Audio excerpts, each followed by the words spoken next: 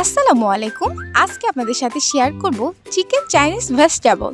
আমি এখানে সব কালারফুল সবজিগুলো নিয়েছি। এখানে নিয়েছি হলুদ, লাল, সবুজ ক্যাপসিকাম, ফুলকপি, বটবটি, গাজর আর পেঁপে। এখানে নিয়েছি পেঁয়াজ। পেঁয়াজগুলোকে আমি খুলে আলাদা আলাদা করে নিয়েছি। কাপ কর্নফ্লাওয়ার গুলিয়ে নিয়েছি। আর রয়েছে চিকেন, কাঁচামরিচ। এই সবগুলো ইনগ্রিডিয়েন্টস দিয়ে তৈরি হয়ে যাবে চিকেন ভেজিটেবল। এখন একটি প্যানে তেল দিয়ে সবজিগুলো ভেজে নিচ্ছি। সবজিগুলো ভাজা হয়ে গেলে এখানে মরিচ আর পেঁয়াজটা দিয়ে দিব।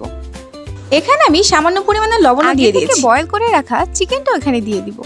আবার নেড়ে চেড়ে চিকেন সহ সবজিগুলো ভেজে নিব। এই চাইনিজ ভেজিটেবলটা ওভার হিটে কুক করা যাবে না। আমি চুলার আঁচটা মিডিয়াম টু লো হিটে রেখেছি। এখানে আমি গোলমরিচের গুঁড়ো দিয়ে দিচ্ছি। গোলমরিচের ফ্লেভারটা সবজির অন্যরকম স্বাদ এনে দেয়। সবজিটা একটু স্পাইসি না হলে খেতে একদম ভালো লাগবে না। এর জন্য আমি এখানে কাঁচামরিচ আর গোলমরিচ দুইটাই দিয়ে দিয়েছি। এরপর সাথে কিন্তু 2 চামচ সয়া সস দিয়ে দিয়েছি। অনেকে আবার আলাদা করে সবজি সেদ্ধ করে নেয়, এটা কিন্তু মোটেও ভালো না। এতে করে সবজির পুষ্টিও নষ্ট হয়ে যায়, কালারটাও ভালো থাকে না। এই পর্যায়ে আগে থেকে গলানো কর্নফ্লাওয়ারটা মিশিয়ে দিব। আমি সবজিগুলোকে ছোট ছোট সাইজে কেটে নিয়েছি, তাই সেদ্ধ হতেও সময় নেবে না। দেখুন সবজিটার গ্রেভিটা কেমন ঠিক হয়েছে।